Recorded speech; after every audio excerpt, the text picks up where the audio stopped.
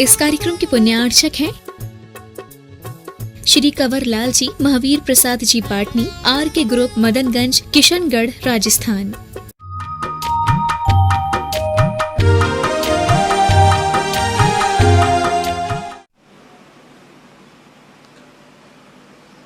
नमो अरिहन्ताणं, नमो सिद्धाणं, नमो आयर्याणं, नमो वज्रायाणं, नमो लोये सर्वशाहूणं। पंच परमेष्टि भगवान के आचार्य श्री गुरुवर कुंद कुंद महाराज की जय। आचार्य श्री गुरुवर विद्यासागर महाराज की जय। परम पूज्य निर्यापक श्रमण मुनि श्री सुधा सागर जी महाराज की जय। जय। परम पूज्य महासागर जी महाराज की जय। राजेंद्र जैन मेरठ गुरुवर नमोस्तु। महाराज जी, इनकी जिज्ञासा है कि जैसे अभी इस कलिकाल में हम लोग गुरु बनाते हैं मुनि महाराज को, तो क्या चतुर्थ काल में भी श्रावक एक मुनि महाराज को गुरु बनाता था, या कोई महाराज आते थे तो उनसे व्रत नियम आदि लेकर के अपने आप को व्रतों में स्थिर कर लेता था? चतुर्थ काल में दोनों प्रकार के उल्लेख मिलते हैं। जो उपेक्षा संयमी जिनकल्पी होते हैं, बाहुबली जैसे, वे किसी को गुरु नहीं बनाते। लेकिन दूसरे महाराज लोग जो होते हैं, उन्होंने गुरु बनाया है। सुकौशल महाराज ने अपने यशोधर महाराज को गुरु बनाया है। अब रही बात श्रावकों की, मुनियों में तो गुरु बनाने का उल्लेख बहुत सारे मिले। अब श्रावकों में जो गुरु बनाने का उल्लेख मिला, उसके संबंध में कोई नाम से कोई गुरु का उल्लेख आगम में नहीं कि फलाने राजा ने इस प्रकार का व्यक्तिगत। लेकिन जब कथाएं पढ़ते हैं तो ये जरूर मिलता है कि फलाने गुरु से उसने व्रत लिया, फलाने गुरु के पास जाकर के उसने रात्रि भोजन का त्याग किया, फलाने गुरु के पास जैसे धीवर का मिलता है एक मछली का त्याग किया, कौए के मांस का त्याग किया। तो इस प्रकार व्रत नियम लेते समय गुरुओं का उल्लेख तो मिलता है। पंचम काल में भी कुंदकुंद स्वामी के समय 1000 शताब्दी के पहले गुरुओं के संबंध में उल्लेख मिलते हैं कि फलाने राजा ने फलाने गुरु को, साधु को अपना गुरु बनाया। तो कथाओं के आधार पर तो यह उल्लेख कुछ पाए जाते हैं। सिद्धांत के आधार पर ऐसा कोई अलग से एक गुरु बनाने का कोई ऐसा कोई उल्लेख नहीं है। लेकिन जब प्रैक्टिकल जिंदगी में जीते हैं तब गुरु का उल्लेख मिलता है। वैष्णव दर्शन में भी राजाओं के गुरु होते थे। जैन दर्शन में भी गुरुओं को राजा लोग, श्रावक लोग अपना गुरु बनाते थे, मानते थे। लेकिन इसका अर्थ है नहीं कि अन्य गुरुओं की वो उपेक्षा करते थे। जो सच्चे गुरु होते हैं उन सबको वो स्वीकार करते हैं, मानते हैं। लेकिन व्रत आदि तो किसी एक गुरु से ही लिया जाएगा ना। जब कोई व्रत लेने जाएगा, नियम लेने जाएगा, वो किसी एक से ही लेगा। तो व्रत नियम जिससे लिए जाते हैं वह उनका इष्ट गुरु या एक गुरु मान लिया जाता है। हमने कहा ना, आराधना की अपेक्षा से सभी गुरु मान्य हैं जो अच्छे हैं। और हमारे इष्ट की अपेक्षा से, इष्ट यानी जिनका प्रत्यक्ष रूप से हमारे ऊपर उपकार है, इनकी अपेक्षा से किसी एक को गुरु मानना ही पड़ेगा, बिना इसके काम चलने वाला नहीं। राजीव जैन, अमरपाटन, सतना, गुरुवर नमोस्तु। महाराज जी, इनकी जिज्ञासा है कि नरक में असंख्यात जीव उस नरक की वेदना को सहन करते हैं, तो क्या उस वेदना के दौरान सभी जीवों को यह ज्ञान हो जाता है कि हमने पूर्व भाव में ये पाप कार्य किए और इसका परिणाम मुझे ये भोगना पड़ रहा है? नहीं, कुछ जीव तो पता ही नहीं करते, क्योंकि वहाँ इतने प्रकार के विपरीत भाव होते हैं कि सोचने का मौका ही नहीं मिलता, इतना चिंतन ही नहीं कर पाते। वो तो आर्त रौद्र ध्यान से ही फुर्सत नहीं है, आर्त रौद्र ध्यान में ही इतने लीन रहते हैं कि उनको कहाँ पड़ी है कि मैंने नरक में क्यों पड़ा हूँ, क्या कारण है। कुछ बिरले जीव ही इस प्रकार की बात सोचते हैं, चिंतन करते हैं कि मैंने पूर्व भाव में क्या किया जिस कारण से यहाँ पड़ा, और उनको जाति स्मरण होता है, सम्यक दर्शन प्राप्त करते, बहुतायत नहीं। अजित जैन, एडवोकेट, मांगरोल, गुरुवर नमोस्तु। महाराज जी ये कह रहे हैं कि हमारे मन में कई बार प्रतिदिन पापों के विचार आते रहते हैं, लेकिन महाराज जी थोड़ी देर बाद मुझे याद आता है कि नहीं ये पाप है और उसके बारे में विचार करता हूँ, लेकिन क्या करूँ, एडवोकेट हूँ, वातावरण चारों तरफ ऐसा है कि उन विचारों को मैं रोक नहीं पाता हूँ। तो महाराज जी कोई ऐसा टिप्स बताइए कि हमारे विचारों को हम स्वयं रोक। अभी प्रातःकाल में प्रवचन इसी पे दे रहा हूँ कि यही सब कुछ हो जाए तो सभी दीक्षा नहीं ले लेंगे।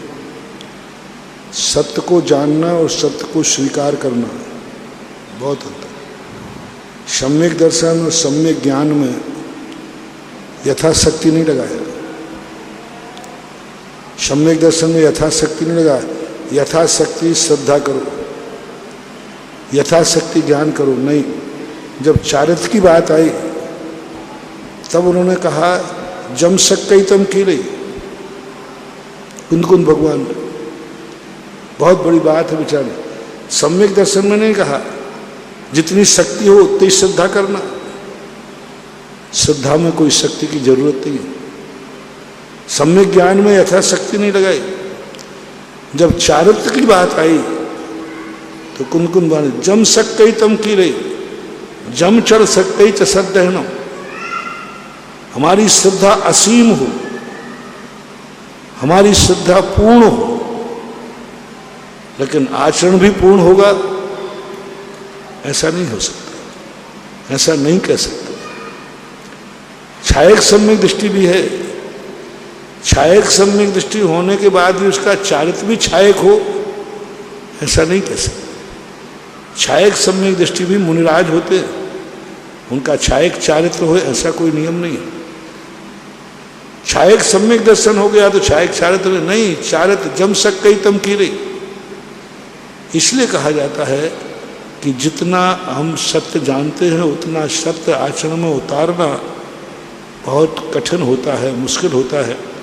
इसलिए जितना ज़्यादा अपन विचार करें, जितनी शक्ति हो, अपने आकुल व्याकुल परिणाम न हो, उतना करना चाहिए। जो नहीं कर पा रहे हैं उस पर विचार करना चाहिए, श्रद्धा करना चाहिए कि मुझे यह भी एक दिन करना है।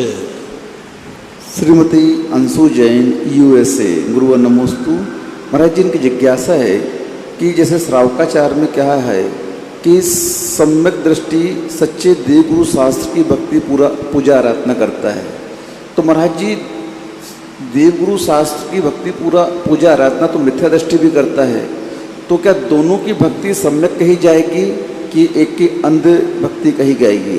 तो अंध भक्ति का परिणाम क्या होगा और सम्यक भक्ति का परिणाम क्या होगा? हमारे यहाँ भक्ति लिखी नहीं है।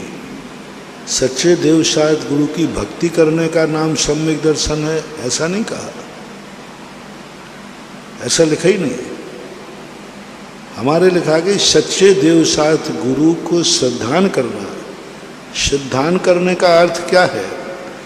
यही भगवान का स्वरूप है, अन्यथा नहीं हो सकता। यही गुरु का स्वरूप है, अन्यथा नहीं हो सकता। ये है श्रद्धा। पूजा पढ़ना कराना, अर्घ चढ़ाना, उनके जयकार बोलना, भक्ति करना, ये सम्यक दर्शन का कारण नहीं है। ये तो मिथ्या दृष्टि भी कर सकता है, करता ही है। सम्यक दृष्टि से भी अच्छी भक्ति करता है,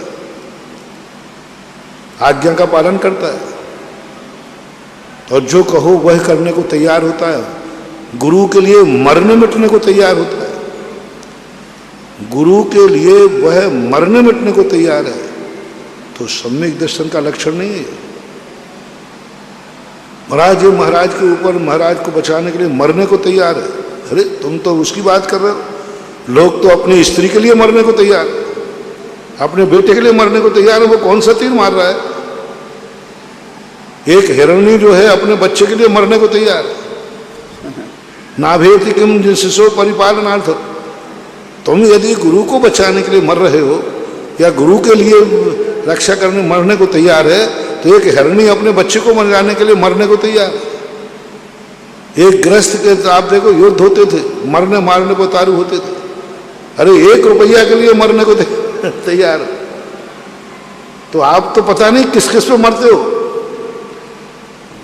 किस किस पर मरते हो। यदि महाराज पे मर गए तो कौन सी बड़ी बात हो गई, भगवान के लिए मर गए, ये लक्षण नहीं है हमारे यहाँ भक्ति का, समर्पण का। ये कोई सम्यक दर्शन नहीं, श्रद्धा, श्रद्धा सम्यक दृष्टि ही करेगा। भगवान का स्वरूप ऐसा ही है, यही भगवान का स्वरूप है, यही गुरु का स्वरूप है। चाहे वो गुरु की भक्ति कर पाए या ना कर पाए, गुरु के लिए बचा पाए या ना बचा पाए, गुरु की जय बोल पाए या ना बोल पाए, लेकिन वो कहता नहीं, गुरु का स्वरूप ऐसा ही है, अन्य नहीं है, अन्य प्रकार का नहीं। इदमे वो दृश्य वो तत्वम नान्यान्य चान्य था, इतकम पाए सांबोवत सन्मार्गे संस्या रुचि ही। कितनी बड़ी बात बोले, इदमे वो ऐसा ही है। वहां ये नहीं कहा कि भक्ति तुम कितनी कर रहे हो, ऐसा ही है, इसका नाम होता है श्रद्धा। और ऐसा जो स्वरूप के प्रति श्रद्धा होती है वो सम्यक दृष्टि की होती है। भक्ति, समर्पण, ये सब तो मिथ्या दृष्टि का, जिसका स्वार्थ सिद्ध हो जाए वही तो मोह की परिणति है। मोही व्यक्ति भी जिससे मोह होता है उसके प्रति उसकी भक्ति देखो क्या होता है, कितना उसका समर्पण होता है, ऐसा माना जाए। नमिता जैन, कोटा, राजस्थान। गुरुवर नमोस्तु। महाराज जी ये पूछ रहे हैं कि धूप दशमी के दिन अभिजीत नक्षत्र आ रहा है, तो अभिजीत नक्षत्र का अर्थ क्या होता है? अभिजीत नाम का कोई नक्षत्र नहीं होता। अभिजीत एक मुहूर्त होता है, 27 नक्षत्र होते हैं, और जैन दर्शन 28 नक्षत्र मानता है। सामान्य ज्योतिष 27 नक्षत्र मानते हैं। तो 28वें नक्षत्र में अभिजीत नक्षत्र को एक ले लेते हैं, लेकिन वो अभिजीत नक्षत्र कहाँ आता है, कब आता है, इसका ज्योतिष में कोई विशेष वर्णन नहीं है। अभिजीत मुहूर्त होता है जो 11 से 12 बजे के बीच में लगभग 48 मिनट पहले 11:15 से लगभग चालू होता है। सदा प्रतिदिन वो अभिजीत मुहूर्त होता है। तो ये कुछ बातें ज्योतिष में ऐसी आई हैं जिनके संबंध में विस्तार से कोई चर्चा नहीं है। इनका आदि, इनका शुरुआत, इनका स्थान, अभिजीत नक्षत्र कहाँ रहता है, किस रूप में रहता है, सभी नक्षत्रों के संबंध में, ग्रहों के संबंध में वर्णन मिलता है, लेकिन अभिजीत नक्षत्र के संबंध में विशेष वर्णन नहीं मिलता। लेकिन 28वां नक्षत्र स्वीकार किया है पूज्यवर यति विश्व महाराज ने त्रिलोय परिणति के अंदर। डॉक्टर मगन जैन, आष्टा। गुरुवर नमोस्तु। महाराज जी इनकी जिज्ञासा है कि आपने एक बार शब्द अद्वैत कहा था, तो शब्द अद्वैत क्या कहलाता है? अद्वैत का अर्थ होता है शब्द अद्वैत, सब एक शब्द में ही सब कुछ समाया हुआ, उससे बाहर। अद्वैत का अर्थ है उससे बाहर कुछ भी नहीं है, शब्द अद्वैत कहलाता है। एक शब्द के अलावा दुनिया में कुछ नहीं है। एक ब्रह्माद्वैत कहलाता है, ब्रह्म के अलावा कुछ नहीं है। तो ऐसे अद्वैत का अर्थ होता है उसमें सब कुछ समा जाना, उसके बाहर कुछ भी नहीं होना, उसको अद्वैत बोलते हैं। शब्द कभी ज्ञान नहीं हो सकता क्या, ये पूछ रहे हैं। शब्द कभी ज्ञान नहीं हो सकता क्या? शब्द ज्ञान कैसे होता? शब्द तो पुद्गल की पर्याय है और ज्ञान आत्मा की पर्याय है। शब्द स्पष्ट रूप से सद्दो बंदो सुरमो थूलो संठान भेद समसाया उज्जोदा दब सैया पुग्गल दब्बस पंचाया, ये पुद्गल द्रव्य की पर्याय है और ज्ञान आत्मा की पर्याय है। दोनों कैसे हो सकते हैं? हाँ, शब्द ज्ञान के लिए निमित्त बन सकता है। निमित्त बनना अलग है। तो निमित्त द्रव्य शुद्ध जो किताब आदि हैं, इनको द्रव्य शुद्ध इसलिए कहते हैं कि ये भाव शुद्ध के लिए कारण बनते हैं। तो कारण में कार्य का उपचार करके इन पुद्गल की पर्याय को भी शुद्ध कहा जाता है। जैसे घी का घड़ा नहीं होता है, घी रखने के बाद वह घी का घड़ा हो जाता है। इसी प्रकार से ये आरोप आ जाता है कि हमने पुस्तक को पढ़ के ज्ञान किया तो ये पुस्तक ही ज्ञान है, ऐसा उपचार किया जा सकता है।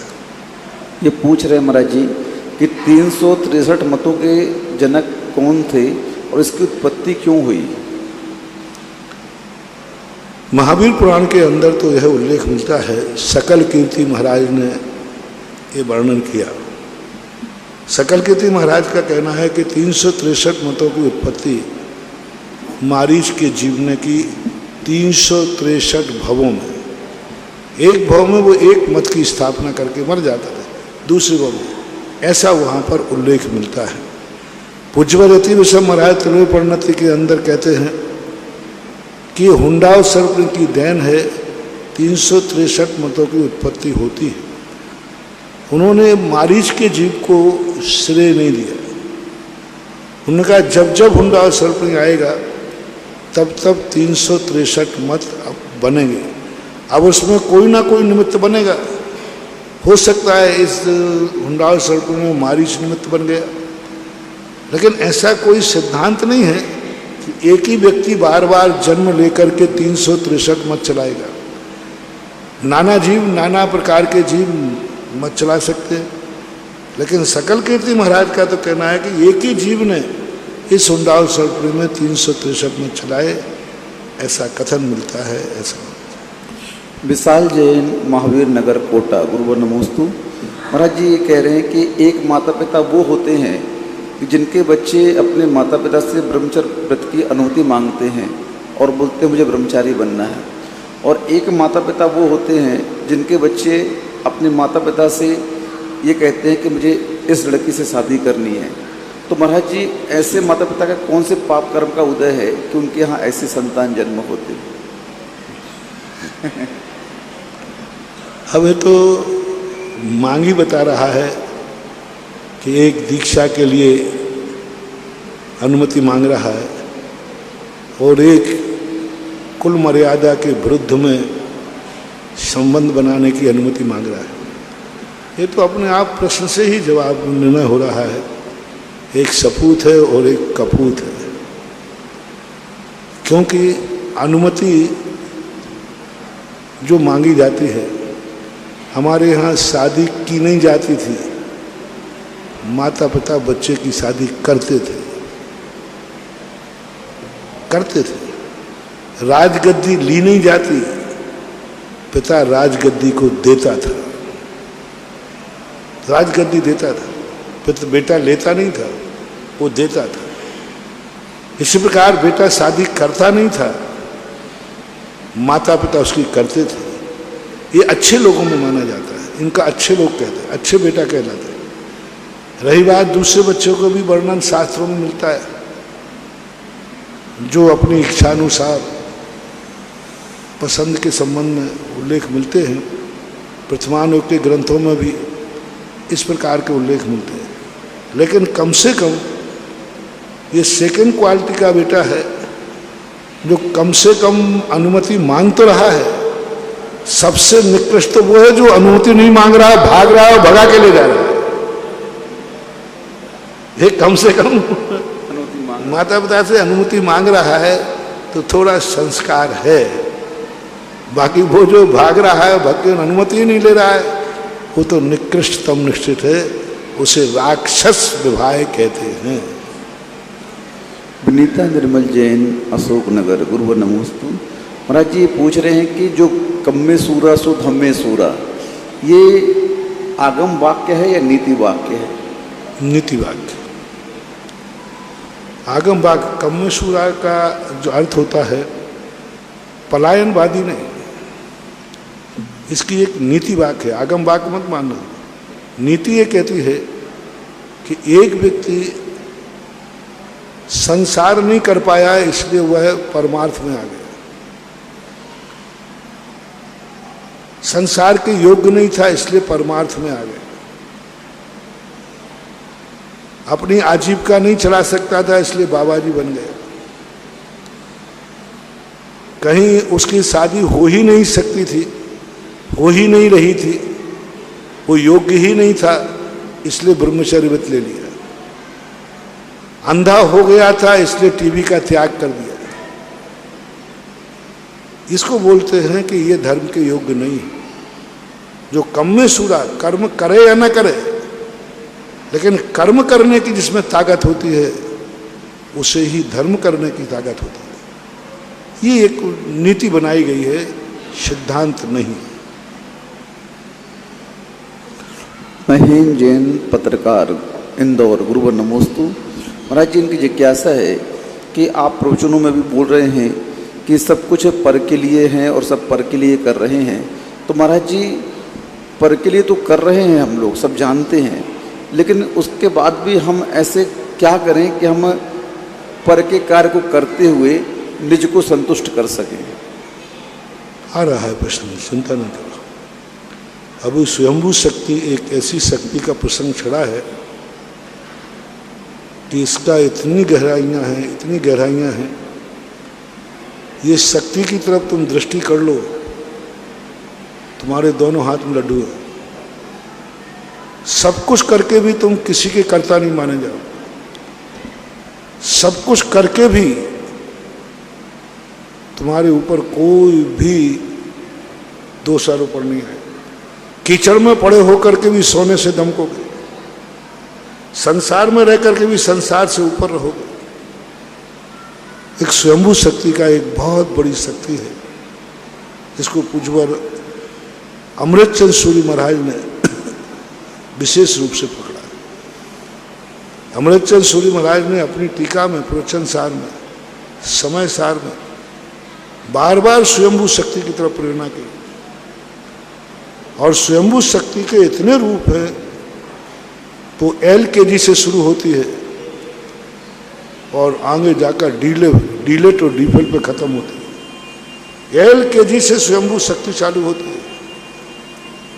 और आपको मालूम है, कल या परसों प्रवचन में मैंने LKG से स्वयंभू शक्ति जागृत की कि तुम्हें एक नियम करना है कि मेरे कोई कार्य मैं दूसरों से कराने का भाव नहीं करूंगा। कराना पड़े अलग, भाव नहीं करूंगा।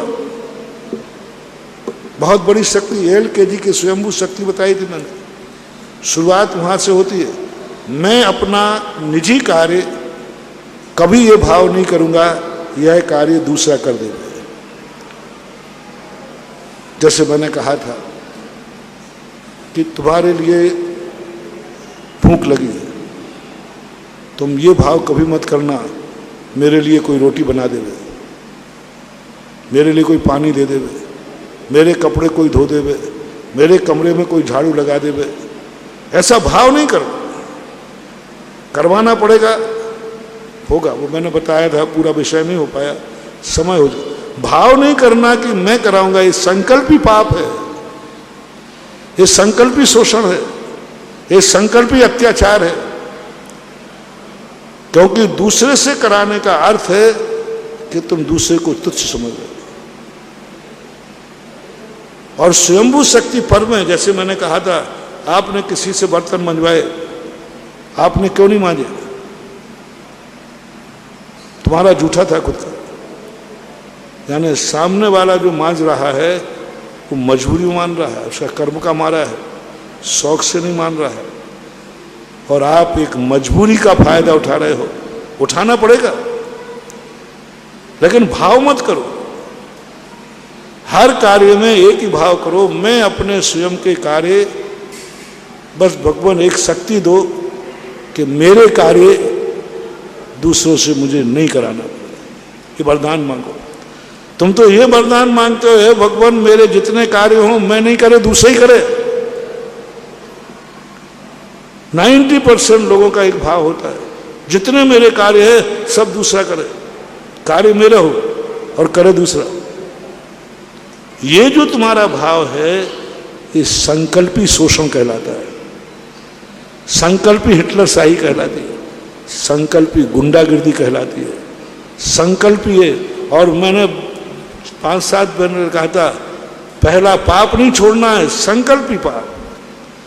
हिंसा नहीं छोड़ना है, संकल्पी हिंसा। झूठ नहीं छोड़ना है, संकल्पी झूठ। झूठ तो बोलोगे लेकिन संकल्प पूर्वक झूठ नहीं बोलना, पहले से भाव नहीं करना, आज मैं झूठ बोलूंगा। कितना अंतर आ गया। उदाहरण दे रहा हूं, झूठ दिन भर में बोलेगा कि नहीं? तुमने सुबह उठकर कहा आज मैं झूठ बोलूंगा, ये संकल्प ही झूठ है। जीभ भी मरेगा, पक्का है, गाड़ी चलाओगे उठोगे, लेकिन तुमने सुबह ही नंबर किया आज मैं 100 जीवों को मारूंगा, 1000 मरे तुमसे, लेकिन एक संकल्प करके किया। तो जैन दर्शन में मैंने बहुत बड़ी विशद व्याख्या की थी, संकल्पी पाप मत करो, संकल्पी झूठ मत बोलो। जो कुछ करना है करेंगे, होगा, सब कुछ होगा। संकल्प मत करो कि मेरे कार्य दूसरा कर देवे, कराएंगे, कराना पड़ेगा। संसार इसी में चल रहा है, लेकिन ज्ञानी कहता है नहीं, मेरी भावना तो यही है कि मेरे कार्य मुझे दूसरे से कराना न पड़े, फिर कराएंगे, अवस्था है। तो इस प्रकार की स्थिति यदि आप बना लेते हैं तो प्रातःकाल के जो प्रवचन चल रहे हैं अभी शंभु शक्ति पर, इसके इतने भेद हैं, सब कुछ आ जाएगा और उसमें कुछ भी नहीं आएगा, ऐसा है। मीनू जैन गाजियाबाद, गुरुवर नमोस्तु। महाराज जी पूछ रहे हैं कि आपने एक बार कहा था कि कोई टोटका वगैरह करता है तो उसका अपमान कर दो तो उसका प्रभाव नहीं पड़ता, लेकिन जो नाम से और फोटो के ऊपर टोटका करवा देता है तो फिर उसके लिए बचने के लिए हम लोग क्या करें? एक तंत्र विद्या होती है, यंत्र मंत्र तंत्र। तंत्र विद्या के ऊपर मैंने सवाई माधोपुर के चतुर्मास में 1 हफ्ते प्रवचन दिया था। तंत्र क्या है? तंत्र एक ऐसी शक्ति है जो हमारे भय के कारण उत्पन्न होती है, झूठी नहीं है, सही है, लेकिन भय के कारण उत्पन्न होती है। उसको यदि हम एक्सेप्ट ना करें, तंत्र तुम्हारा कुछ भी नहीं बिगाड़ पाएगा। हम एक्सेप्ट कर दें, मंत्र शक्ति हम स्वीकार करें या नहीं करें, मंत्र से यदि किसी ने कुछ किया है तो इफेक्ट करेगा। यंत्र शक्ति तुम कितना भी भाव करो या नहीं करो, यंत्र चल गया तो चल गया, गोली चल गई तो वो तो लगेगी, तलवार चल गई तो वो तो लगेगी, हाथ मशीन में चला गया तो कटेगा। ये यंत्र शक्ति है, यंत्र। और मंत्र शक्ति यदि किसी ने मंत्र का सहारा लिया है तो मंत्र शक्ति कभी खाली नहीं जाती, क्योंकि मंत्र में किसी को आदेश दिया जाता है और वो मंत्र के द्वारा सिद्ध हुआ जिसको आदेश दिया जाता है वो अमोघ होता है, वो अपना कार्य करता है। और तंत्र शक्ति वो शक्ति कहलाती है जिसमें कोई नहीं होता, बीच में कुछ नहीं। यहाँ तो तलवार थी, यंत्र था, मशीन थी, हाथ कट गया, वहाँ कुछ भी नहीं होता और वो किसी को आदेश नहीं दिया जाता। वो मात्र सामने वाले के अंदर भय पैदा किया जाता है। और तंत्र शक्ति ये देखती है कि ये कितना भयशील है, ये एक्सेप्ट करेगा कि नहीं। यदि आपने एक्सेप्ट कर लिया प्रभाव पड़ जाएगा, और आपने उसको एक्सेप्ट नहीं किया कुछ भी प्रभाव पड़ने वाला नहीं, कुछ भी नहीं होने वाला। जैसे आपके घर में कोई नींबू फेंक गया, मिर्ची फेंक गया, कुछ नहीं करना, आपको हिम्मत हो तो जूता नहीं पहने हो तो जूता और पहन लेना, और एक लात मार के कर देना, गारंटी मेरी है तुम्हारा कुछ नहीं बिगड़ेगा, और जिसने फेंका है उसकी हवा खिसक जाएगी। क्योंकि तंत्र विद्या का अपमान नहीं होना चाहिए। सामने वाला उसी पे फेंकता है जो अपमान नहीं करे। तंत्र विद्या का अपमान कर दो, उसकी तंत्र विद्या खत्म हो जाएगी, और तुम उसका सम्मान कर दो, और इसने फोटो पे कुछ कर दिया, एक्सेप्ट हो गया, आपने स्वीकार कर। इसने मेरे घर में नींबू डाल दिया इसीलिए वो दुकान नहीं चल रही महाराज जी। क्या बात है? बोले महाराज जी कल लौंगे मिली थी मेरी दुकान में। हो गया बेटा, अब तो दुकान तो चलेगी नहीं। एक्सेप्ट मत करो। तंत्र का सबसे बड़ी शुरू है तुम उसको स्वीकार मत करो, और स्वीकार कर लिया जाए तो उसको दूसरे ढंग से उसको उतारा जाता है। उसको इस ढंग से कर दिया जाए कि वो समझ लिया कि उतार दिया है। एक उदाहरण देता हूं तंत्र विद्या का।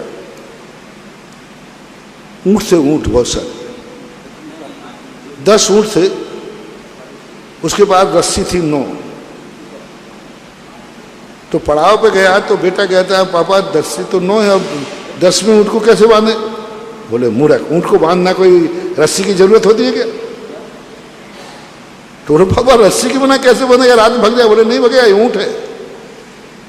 तो वो गया, बोले देख यहाँ, उसने ऊंट के गले में यूं किया, यूं बांधा, और लकड़ी को यूं ठोका नीचे और यूं कर दिया,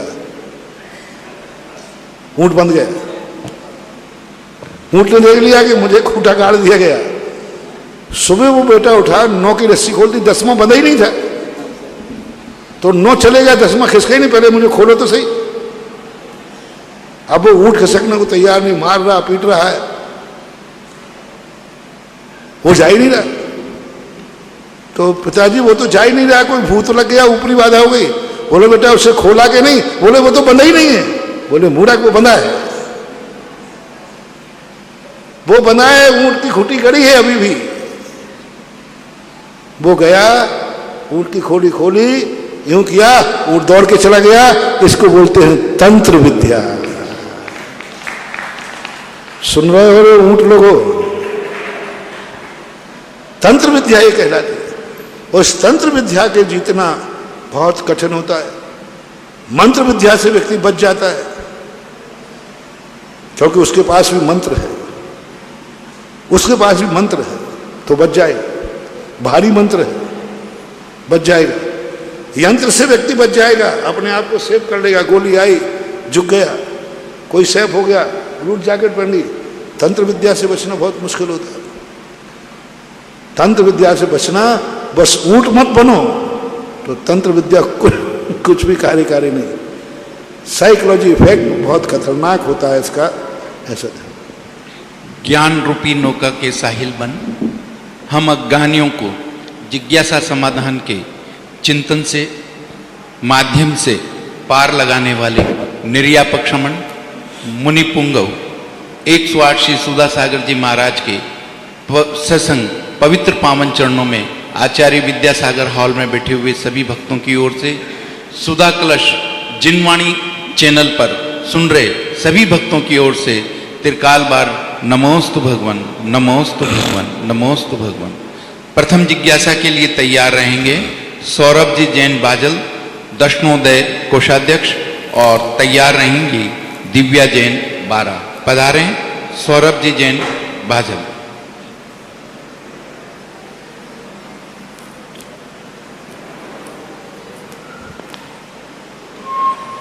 परम पूज्य गुरुदेव के चरणों में मेरा, मेरे परिवार का, समस्त थुवन क्षेत्र कमेटी का बारंबार नमोस्तु नमोस्तु नमोस्तु गुरुदेव। गुरुदेव, आज हम, हमारा परिवार, सभी जन यहाँ पर असीमकालीन जो विधान चल रहा है उसमें हमने आज सुबह विधान किया। तो महाराज जी एक अलौकिक आनंद की हमें प्राप्ति हुई, और जो लोग भी यहाँ विधान कर रहे हैं नित्य प्रतिदिन, उनका ऐसा क्या पिछले जन्म का पुण्य है कि जो इतने आपका सानिध्य मिल गया अचानक, और हमें इतना आनंद प्राप्त हुआ। आगे भी हम ऐसा क्या करें कि भवो भवो तक हम ऐसे भक्ति करते रहें। नमस्ते गुरुदेव। यदि इसमें ऐसा आनंद नहीं होता तो मुझे भक्तों को परेशान करने का कोई शौक नहीं है, क्योंकि आप लोग हमारे सामने ऐसी ऐसी समस्याएं लेके आते हैं, जो समस्याएं पूरे पारिवारिक होती हैं। ऐसी बड़ी बड़ी समस्याएं लेके आते हैं जो आकस्मिक होती हैं। तो एक सामान्य समस्या होती जिंदगी में, वो तो आपके नित्य नियम पूजन पाठ अभिषेक करने से दूर हो जाते हैं। एक कुछ ऐसी समस्याएं होती हैं जो पूरी सामूहिक होती है, पूरे परिवार पे आती है।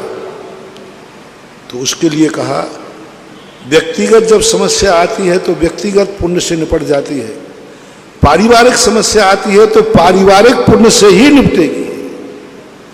पूरे परिवार को मिलकर पुण्य करना है, क्योंकि समस्या पूरे परिवार पे है, परेशान पूरा परिवार है, तो पुण्य भी पूरा परिवार। एक व्यक्ति करेगा तो उतना प्रभाव नहीं पड़ेगा। और एक ऐसी समस्या है जो घर बैठे निपट सकती है। एक समस्या ऐसा है कि हमें बाहर के बड़े व्यक्तियों का सहारा लेना पड़ता है। आप लोगों की जिंदगी में समस्या आती ना, छोटी मोटी समस्याएं तुम खुद निपटा लेते हो, लेकिन कोई समस्या आती है तो आप कहते हो फलाना व्यक्ति का यदि सपोर्ट मिल जाए तो ये कार्य हो जाएगा। अब वो तुम्हारा नहीं है, तुम्हारे एरिया का नहीं है, तुम्हारे घर का नहीं है, लेकिन तुमने पता कर लिया कि वो व्यक्ति मेरे साथ हो जाए तो मेरा काम हो जाएगा। बस ऐसा पुण्य हमें कहाँ से मिलेगा? वो गांव के मंदिर में नहीं मिलेगा, वो तुम्हारा खुद का मंदिर है। ऐसी कोई अतिशयकारी क्षेत्र है, यदि वो बाबा का आशीर्वाद मिल जाए तो मेरा काम हो जाएगा, ये है ये पुण्य। अब आप कहते हो कि महाराज जी गांव के हम अपने घर के कॉलोनी के मंदिर में विधान कर लें और चांदखेड़ी विधान करें, इसमें क्या अंतर है? यही अंतर है कि एक तुम्हारे परिवार का व्यक्ति समस्या निपटाए तो निपटाओ, वो तुम्हारे नगर का मंदिर है, वो तुम्हारे परिवार का मंदिर है, वो तुम्हारी उतनी ही सीमा है कि नगर के अंदर कोई समस्या आएगी तो वहां विधान से निपट जाएगी, वहां पूजा पाठ से निपट जाएगी, लेकिन समस्या तो नगर के बाहर की है। अब वहां तुम्हारा कोई सोर्स है नहीं, तो एक ऐसा सर्वव्यापी व्यक्ति चाहिए जिसका सोर्स पूरे भारत में चलता है, ऐसा सोर्स जिसका सारा भारत मानता हो। तो इसी प्रकार ऐसी जब जिंदगी में समस्या आ जाए तो ऐसे देवता की भक्ति करना जिसको सारा भारत मानता हो, दुनिया मानता हो। आपके यहाँ की जो मान लो पार्षद है, कल कोई एमएलए कुछ है, उसका चलती कहाँ तक है? आपके ऑफिस तक। लेकिन आपका जो संकट आया वो तो राजधानी लेवल का आया है, संकल्प आया वो तो दिल्ली से निपटेगा। अब ऐसा कैसा पुण्य करूं कि दिल्ली में सोर्स लग जाए? तो आप उसके पुण्य के लिए आप देवता देखो, वो देवता कौन है जिसे सारा भारत मानता है। भरत चक्रवर्ती के लिए पूज्यवर जिनसेन स्वामी महाराज ने लिखा कि एक सर्वव्यापी संकट आया भरत चक्रवर्ती के ऊपर, पूरे राज्य का संकट था, कैसे दूर करें? अयोध्या में मंदिर था, उसके दर्शन करने को नहीं कहा, उसका अभिषेक करने को नहीं कहा, क्योंकि समस्या अयोध्या की नहीं थी। अयोध्या की समस्या होती तो अयोध्या के मंदिर से निपट जाता। चक्री, ऐसे स्थान के लिए आप जाइए जिसको सारा का सारा आर्यावर्त मानता हो। ऐसा मंदिर देखिए जो सारे भारतवर्ष का हो, 6 खंड के लोग जिसे मानते हो, ऐसे मंदिर में जाके अभिषेक कीजिए। अयोध्या के मंदिर में नहीं, मंदिर सब जगह एक से ही है, भगवान है, लेकिन कहां भेजा? जो सारे 6 खंड के लोग जहां श्रद्धा रखते हो, सारे 6 खंड के लोग आस्था रखते हो और सभी लोगों के लिए वह तीर्थ माना जाता हो, वहां जाकर के विजयार पर्वत में जाकर के अरहंत भगवान का अभिषेक करके गंधोदक लाया और राष्ट्रव्यापी संकट को दूर किया। तो ये जो मैं शास्त्रों का स्वाध्याय करता हूँ, क्योंकि मैं स्वाध्याय करके उनका प्रतिबिंब देखता हूँ, बिंब ही नहीं प्रतिबिंब। इसकी अर्थ की लिया क्या है? जब मैंने ये प्रसंग पढ़ा, मैंने कहा ओहो, हमारे भक्तों के ऊपर भी तो कई बार ऐसी समस्याएं आ जाती हैं जिसको स्वयं निपटाने में समर्थ, ऐसी समस्या आ जाती है जिसको परिवार भी नहीं निपटा जाता, रिश्तेदार भी नहीं निपटा पाते। तो ऐसी समस्या को निपटाने के लिए पुण्य कहां से लाऊं? ऐसी समस्या का पुण्य उसी तीर्थ से मिलेगा जिस तीर्थ की सारे जगत की श्रद्धा हो, आस्था, और जो सर्वव्यापी हो, सबका हो। इसलिए सभी तीर्थ क्षेत्रों पर हमने इसलिए भक्तांबर विधान चालू किया कि तुम लोग ऐसे पुण्य का अर्जन यहां करो कि कभी मेरे नगर के बाहर की भी समस्या आ जाए तो मेरा ऐसा पुण्य चांदखेड़ी से बंध के जावे कि वहां भी हमें कोई ना कोई बचाने वाला मिल जाए। अपरिचित स्थान में भी कोई परिचय निकल आए, ऐसे जंगल में संकट आ गए, वहां भी अपना पुण्य हो जाए। तो इस प्रकार का पुण्य, जहां निर्देश है तहा उद्देश्य, जहां उद्देश्य है तहा निर्देश। जैसा उद्देश्य हो वैसा ही निर्देश होता है। हर स्थान का पुण्यबंध अलग अलग है महानुभाव, हर स्थान का पुण्य। तीर्थ में विधान करने का पुण्य बिल्कुल अलग है, बिल्कुल भिन्न है। गांव के तुम्हारे कॉलोनी के मंदिर के विधान करने का पुण्य बिल्कुल भिन्न है। जितना बड़ा क्षेत्र होता जाएगा, दान का, पुण्य का, सबकी चीज बढ़ती जाएगी। मैंने कहा ना, एक दान आप अपनी कॉलोनी में दे रहे हैं, उस मंदिर से कितने लोग प्रभावित होते हैं? जितने कॉलोनी के हैं 100-200 लोग। और एक दान, वही मंदिर, वही मूर्ति आपने तीर्थ क्षेत्र पर बैठा दी, यहां कितने लोग दर्शन करेंगे? कोई गिनती नहीं, अनगिनत लोग। अब वहां पर मूर्ति दोनों बराबर है। आदिनाथ है, मान लो आदिनाथ है, आदिनाथ के विराजमान करने का, आदिनाथ के मंदिर बनाने का पुण्य नहीं है, उसकी उपयोगिता कितनी है, कितनी उपयोगिता है उस मूर्ति में, उस मंदिर में कितने लोग लाभ ले रहे हैं। और धर्मशाला में कितने यात्री, आपने गांव में धर्मशाला बना ली, कौन रुकता है उसमें? कौन रुकता है? बारात है, यात्री तो वहां जाते ही नहीं, यात्री तो वहां जाते नहीं, बारातें रुकेंगी, या कभी महाराज चले गए तो ठीक है। लेकिन तीर्थ क्षेत्र में आपने धर्मशाला बनाई तो तुम्हारे कमरे में कितने यात्री रुकते हैं? अनगिनत। एक गया, दूसरा आया, दूसरा गया, तीसरा आया, चौथा गया। अब 100 साल तक आपके उस कमरे में लगाना। एक आपने गांव में धर्मशाला का एक कमरा बनाया, वो भी धर्मशाला थी, यहां भी धर्मशाला बनाया, आपने बराबर खर्च किया। यहां पुण्य लगेगा कि 100 साल तक आपका कमरा रहा, 100 साल तक कितने भगवान के यात्री आकर रुके और धर्म ध्यान किया, उसका कमीशन तुम्हारे खाते जाएगा छठा। 100 साल का बताइए। एक साल में मान लीजिए आपके कमरे को कितने दिन का खाली मान लो, कितना दिन का भरो? 300 में से 200 दिन मानता हूं, मान लो 200 दिन का व्यक्ति रहे और 100 साल तक रहे। एक दिन के, एक साल के 200 लोग, 100 दिन पर खाली मान लेते, 165 दिन खाली मान दे, 200, और 100 साल के कितने हो गए भाई? 20,000। 20,000 लोगों ने जितना पुण्य कमाया बैठ करके, वो पुण्य उस कमरे बनाने को लगेगा। ये तीर्थ क्षेत्र पर कमरे बनाने का लाभ। और वही धर्मशाला में अपने गांव में बनाया, उसमें कितने तीर्थयात्री रुके, जितनी बारातें रुकी उतना पाप तुम्हारे खाते जाएगा। यदि धर्म के रुकते हैं तो रुकते हैं। तो हमेशा कोई भी चीज देखो, तुमने कितना दान दिया, क्या दिया, हमारे यहां इसका महत्व नहीं, कहां दिया, उसकी उपयोगिता कितनी हुई, कितनों ने लाभ उठाया। इसी प्रकार से आपने विधान कहां किया? उस देवता के सामने किया जो सारे जगत की रक्षा करने में समर्थ है। उस देवता के सामने किया जिस देवता को सारी दुनिया अपना देवता मानती है। तो ये तीर्थ क्षेत्रों के ऊपर मैं तो ये कह रहा हूं, ये तीर्थ क्षेत्र मात्र इसलिए नहीं बनाए जाते।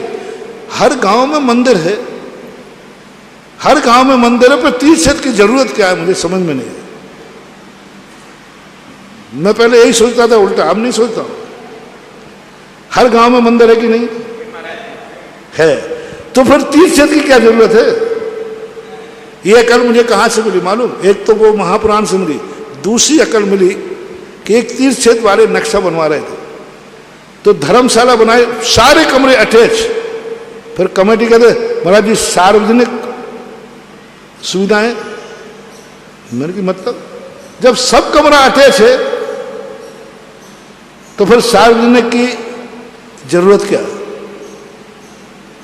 सब कमरे अटैच है। महाराज जी आप नहीं, आप नहीं समझते। मैंने कि वही समझा दे मुझे। सार्वजनिक है, हर मंदिर गांव में है, लेकिन एक मंदिर वो चाहिए जो सार्वजनिक हो। देवताओं में भी 8,56,00,000 जो है ना, ये मध्यलोक के 458 है ना, ये सब सार्वजनिक मंदिरों की गणना है। व्यक्तिगत मंदिर तो असंख्यात है, असंख्यात। तो ये जो तीर्थ क्षेत्र बनते हैं, इनका महानुभाव बहुत महत्व है। तीर्थ पर अभिषेक करना, शांति धारा करना, विधान करना, पूजन करना, जाप देना, दर्शन करना। एक साल भर में अपने गृह चैत्यालय में साल भर दर्शन करने में वो पुण्य अर्जन नहीं हो सकता है, और साल भर में एक दिन तीर्थ क्षेत्र पर 5 मिनट को दर्शन कर लो तो वो पुण्य अर्जन हो सकता है, वो वहां नहीं हो सकता। नमो। क्योंकि ये मूर्ति सारे जगत के नमोस्तु झेलती है। इस मूर्ति को सारा जगत एनर्जी देता है। इस मूर्ति के लिए साधु संत भी है। यहां किसके नाम से जाते हैं? तुम्हारे गांव में तुम्हारे मंदिर के नाम से नहीं जाते। साधु संत अशोकनगर जाएगा तो किस नाम से जाएगा? क्या अशोकनगर है, समाज है वो। और थुवन जी जिनोदय तीर्थ जाएगा तो समाज के नाम से जाएगा कि भगवान के नाम से? भगवान के नाम से जाएगा। साधु रूट नहीं बना रहा है तो कहे नहीं यहाँ तीर्थ क्षेत्र है, चलो तीर्थ क्षेत्र के दर्शन करते हैं। तो जिसके लिए साधु भी अपना रास्ता बदल देते हैं, उस तीर्थ क्षेत्र की एनर्जी की कल्पना करो आप, कितना बड़ा होगा। इसलिए सारे तीर्थ क्षेत्रों को आबाद करो। सामूहिक संकट से बचो। सामूहिक संकट, व्यक्तिगत संकटों से ज्यादा समस्या नहीं है। आजकल सामूहिक संकट बहुत आता है, सामूहिक एक्सीडेंट बहुत होते हैं। पहले व्यक्तिगत संकट थे, आज सामूहिक। पूरी फैमिली के साथ गाड़ी में बैठे हो, सामूहिक संकट की संभावना है पूरी, क्योंकि पूरा फैमिली गाड़ी में बैठी है, आज ज्यादा है।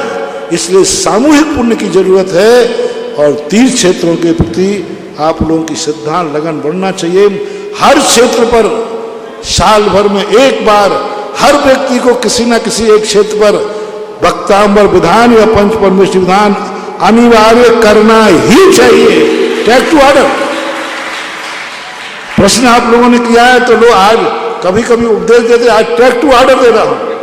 अपने भक्तों से तो स्पष्ट कहना चाहता हूं कि यदि अपनी जिंदगी में सामूहिक संकट से बचना है, घर से बाहर संकट में बचना है, तो किसी ना किसी एक तीर्थ क्षेत्र पर साल भर में एक विधान जरूर करो।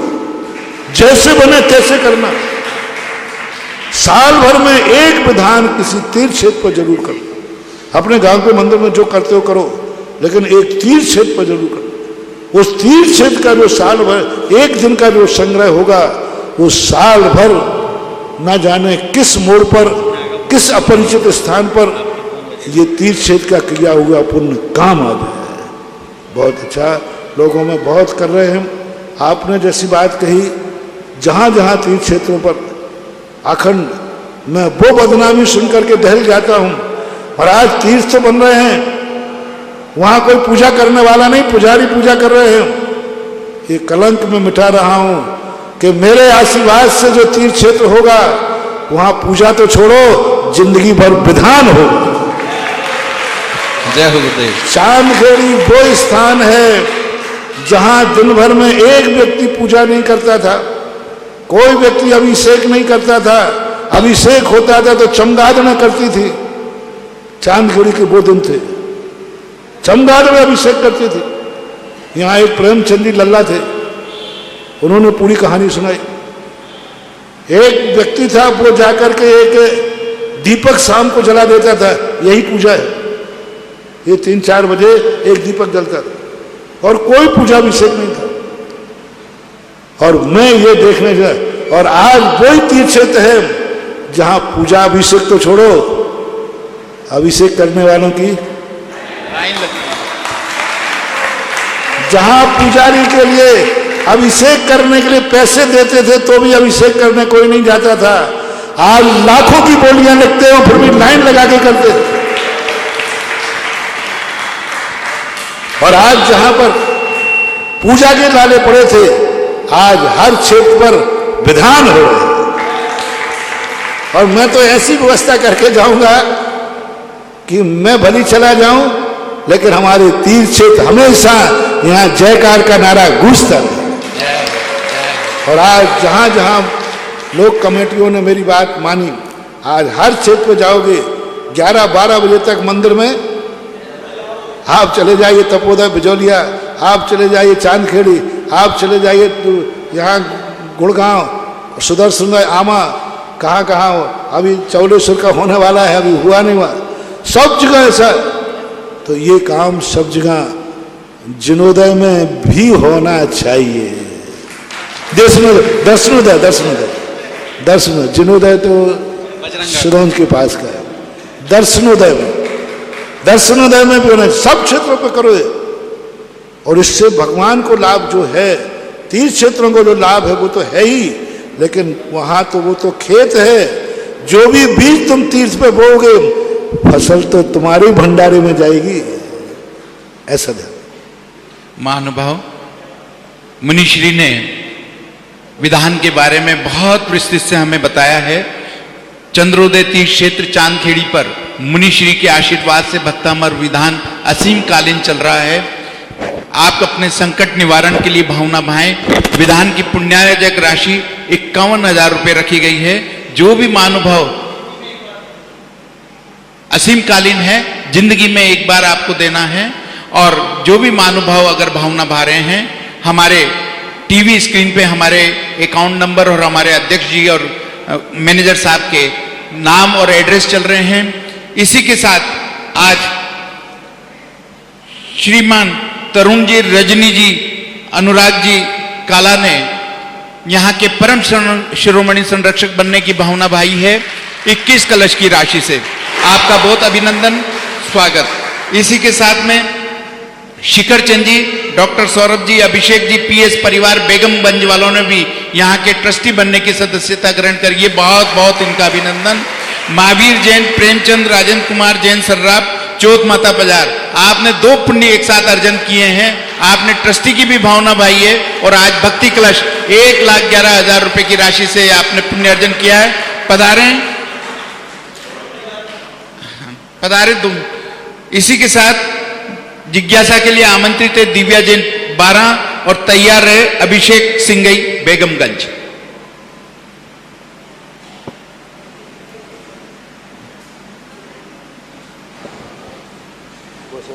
हेलो, मैं आराध्य गुरु मुनि पंगो श्री सुधा सागर जी महाराज के पावन पुनीत चरणों में 12 समाज की ओर से 3 बार नमोस्तु नमोस्तु नमोस्तु।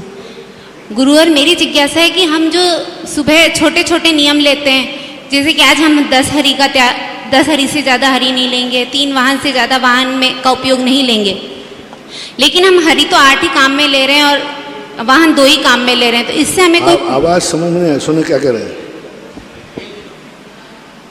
हरि के त्याग के लिए कह रहे हैं कि छोटे छोटे जो नियम हम रोज के लेते हैं, तो जैसे हम नियम ले रहे हैं कि भाई 10 हरी का हमारा आज 10 हरी से ज़्यादा हरी का हम उपयोग नहीं करेंगे। आज जो है हम 10 ज़्यादा हरी सब्जियों से ज़्यादा का उपयोग नहीं करेंगे, मतलब बाकी हरी सब्जियों का त्याग है।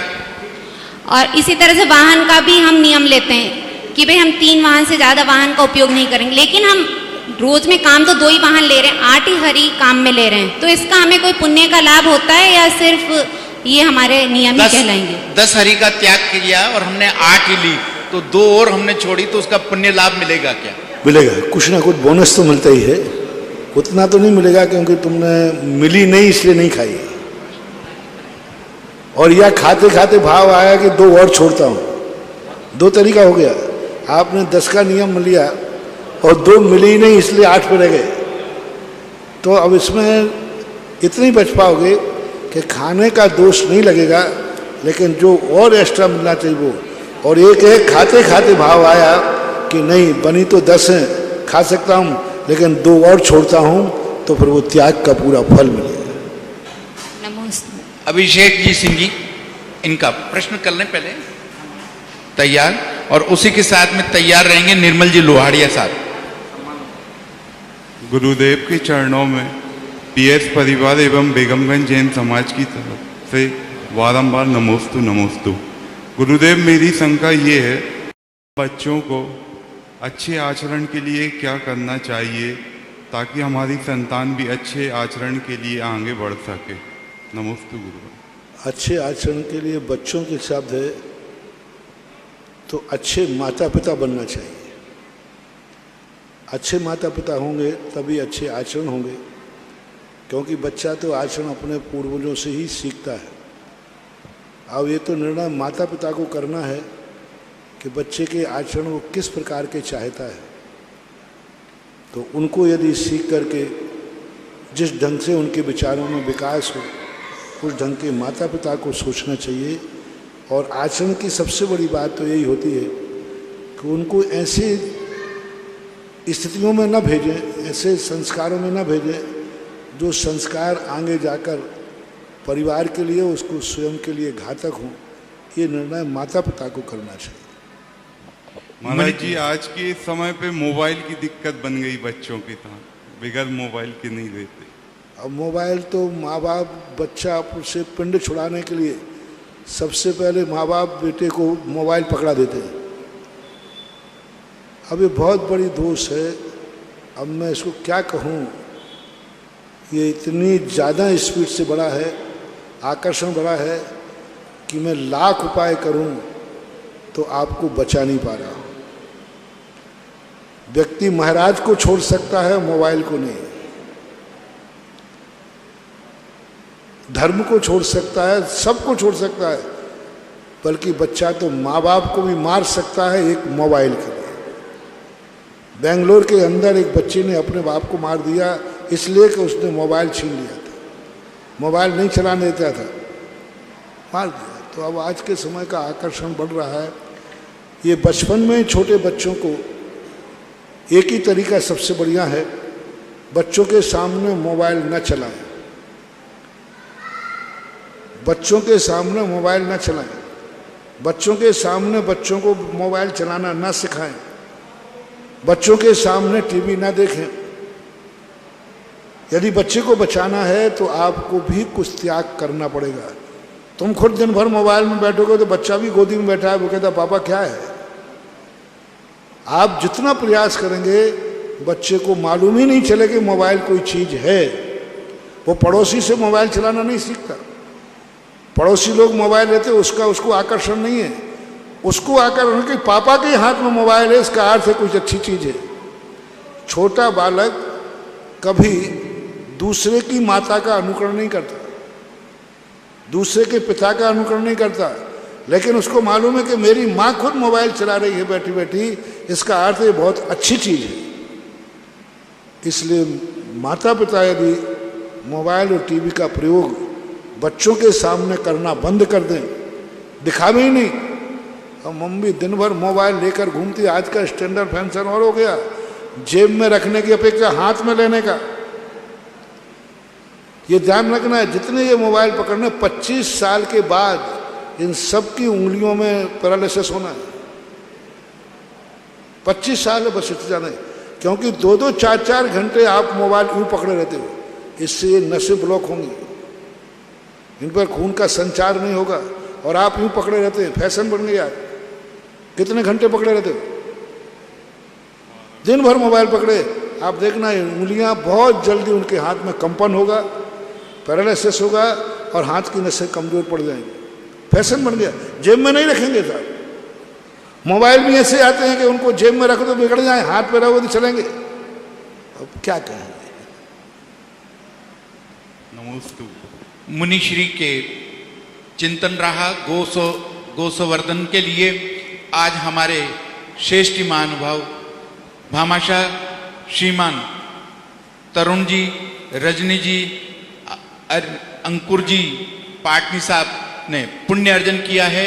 यहाँ पर बाढ़ के कारण जो गोधन को जो परेशानी आई, मुनिश्री का चिंतन था, आज उन्होंने पुण्य अर्जन किया है गौशाला निर्माण का, जो कि डबल डेकर दूसरी मंजिल तक की बनेगी, जिसे आधुनिक साज सज्जा के साथ में बनाया जाएगा, जिसमें गायों के रखरखाव के लिए विशेष ध्यान रखा गया है। गर्मी और सर्दी दोनों में उसका बचाव रहेगा। आपने सुश्री अरिधि धर्मपत्नी श्री अंकुर जी पाटनी की पुण्य स्मृति में पूरी राशि जो भी गौशाला में खर्च होगी उसका पुण्य अर्जन किया है। तरुण जी काला, रजनी जी काला बम्बई ने बहुत बहुत अभिनंदन, स्वागत। तैयार रहेंगे निर्मल जी लुवाड़िया साहब। मुनिश्री नमोस्तु। अनर्थ दंड व्रत क्या है? इससे चतुर्वेदी संघ 50 से 60% पापों से कैसे बच सकता है? अनर्थ दंड का अर्थ होता है जिसमें स्वयं को और पर को दोनों को कोई लाभ नहीं है। पर को तो नुकसान है ही, उसको अनर्थ दंड होता है। स्वयं को लाभ ना हो, दूसरे को हानि हो, इसको अनर्थ दंड बोलते हैं। स्वयं को कोई लाभ होने वाला नहीं। जैसे एक पेड़ का पत्ता तोड़ा, तुमने फेंक दिया, तुम्हारे लिए कोई लाभ नहीं है, लेकिन पेड़ को हानि हो गई, एक पत्ता टूट गया। तो संक्षिप्त परिभाषा यही है कि स्वयं को कोई लाभ नहीं है, लेकिन सामने वाले का नुकसान पहुंचाना, इसको अनर्थ दंड बोलते हैं। ऐसे माने, और इससे बचने का उपाय हमेशा यही है कि हम कोई भी क्रिया करते समय देखें इससे मुझे क्या लाभ है, सामने वाले का नुकसान और है। मुझे लाभ हो फिर नुकसान पहुंचाना, वो अलग चीज़ होती है, वो अलग प्रकार का दोष है। लेकिन लाभ भी नहीं है और नुकसान सामने का है, तो उसको अनर्थ मानना चाहिए। नितिका जैन सागर और तैयार रहेंगे राजेश जैन सिरोज। महानुभाव 22 तारीख को यहाँ पर श्रमण संस्कृति रक्षा दिवस मनाया जाएगा। जो भी महानुभाव पुण्य अर्जन करना चाहे, 700 श्रीफलों से अर्घ समर्पित करने चाहें, 700 श्रीफलों से अर्घ मुनिश्री के श्रीमुख से समर्पित होंगे। भावना भाएं और निम्न पते पर अपना नाम हमारे पास प्रेषित करने का निवेदन उनसे 15,000 रुपये की राशि इस पुण्य कार्य के लिए निर्धारित की गई है। मेरे आराध्य गुरुवर के चरणों में मेरे और मेरे परिवार का कोटचा नमोस्तु नमोस्तु नमोस्तु। गुरुवर, मेरी शंका यह है कि क्षुल्लक श्री गंभीर सागर जी महाराज जी कटोरे में, पात्र में आहार लेते हैं और धैर्य सागर जी अंजलि में आहार लेते हैं। क्षुल्लक जी ऐसी चीज होती है, श्रावक आ जाए तो श्रावकों में मिल जाते हैं, मुनि आ जाए तो मुनि में मिल जाते हैं। क्योंकि उनकी वो, इनको कई स्थान पर वर्णी कहा जाता है, लघु मुनि कहा जाता है। श्रावकों में उत्कृष्ट हैं और मुनियों में लघु हैं, इनकी गणना किस में करूं? तो ऐसी स्थिति में दोनों प्रकार का उल्लेख मिलता है, पात्र में भी लेने का मिलता है, हाथ में भी लेने का मिलता है। तो अब दोनों प्रकार के सैंपल हमारे यहाँ हैं। नमोस्तु आगम में दोनों मिलते हैं। नमोस्तु महाराज।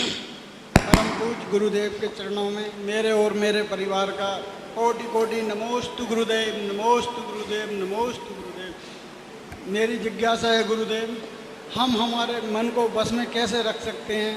हमारे मन पे कैसे अंकुश लगा सकते हैं? हम ना चाहते हुए भी तरह तरह के ख्याल हमारे मन में आते हैं गुरुदेव, हमारी जिज्ञासा का समाधान। मन को वश में का करने का लाभ अंतर यही है कि मन बहुत सीधा है, लेकिन मन बालक के समान चंचल है।